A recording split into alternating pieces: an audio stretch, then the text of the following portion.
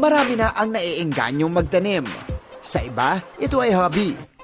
May iba naman na nagtatanim para may kainin. Marami na ring paraan ng pagtatanim kahit sa mga lugar na walang lupa at sapat na space, gaya ng pagtatanim ng hydroponic plants.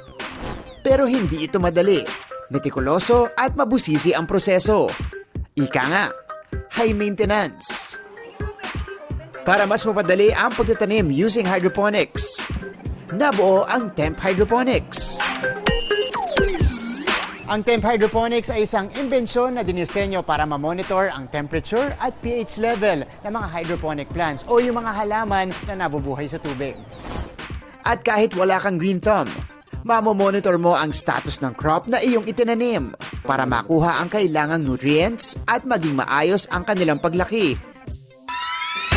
Dinevelop ito nila Caleb, Luis at Gian ng Kolehiyo de San Juan de Letran. Mga kapuso, kasama natin ngayon ang team na gumawa ng Temp Hydroponics. Our prototype is very useful for communities where there's little space available. Our prototype is small and is very accessible to many.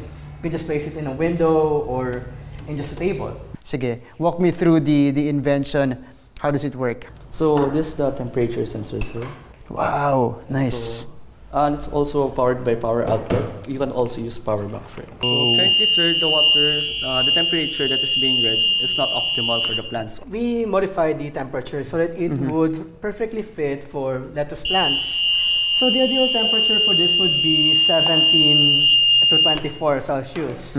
So if it's too low, it would light up the blue LEDs. If it's too high, it would light up the red LED. If it's optimal, both LEDs would turn off. Another important part of this invention is the pH sensor that would monitor the alkalinity and acidity of the water. It is very important na yung water natin is hindi siya maapektuhan nung pH level nung ating crops. Kumbaga, hindi pwedeng masyado mataas yung pagka-mineral or alkalinity neto or yung acidity neto hindi pwedeng maging mataas o masyado mababa. But wait, there's more! Ang Temp Hydroponics can also monitor water impurities through the electric conductivity sensor. Ang imbensyong ito, hindi basta-basta. Ang kanilang team kasi, metikuloso itong pinag-aralan. Ang challenges po lang po sa akin ay yung pag-calibrate po ng mga sensors. Medyo kailangan kasi po ng mathematical equation para po ma-calibrate siya.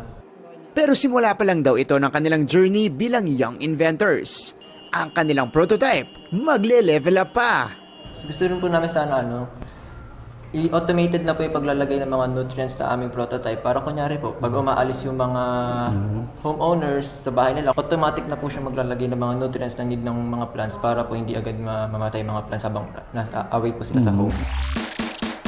At ayun na nga mga kapuso, isa na namang innovation na makakapagbigay ng convenience dun sa mga taong may green thumb, pati na rin dun sa mga merong interest na magtanim. Para sa GMA Integrated News, ako si Martin Javier, changing the game!